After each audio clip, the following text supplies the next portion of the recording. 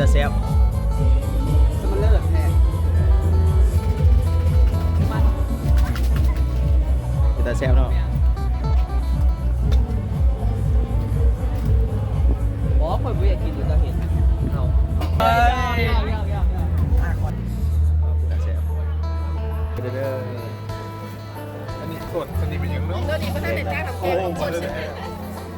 ปุ้น เลยพูด ข้าวปุ้นนะแกงอันนี้มีข้าวจีเจ้า โอ้แกงกะหรี่ ด้วย มีคนกิน กวนเนาะ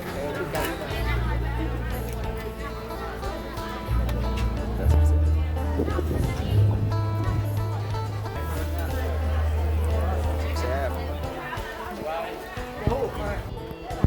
อันนี้สาวๆเงียนจีน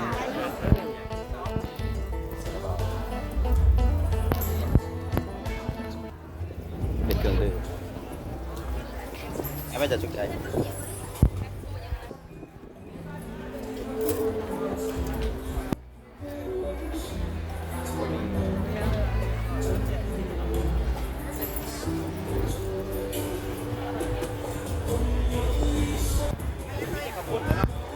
ต้นไปไม่ใช่ข้าวปุ้น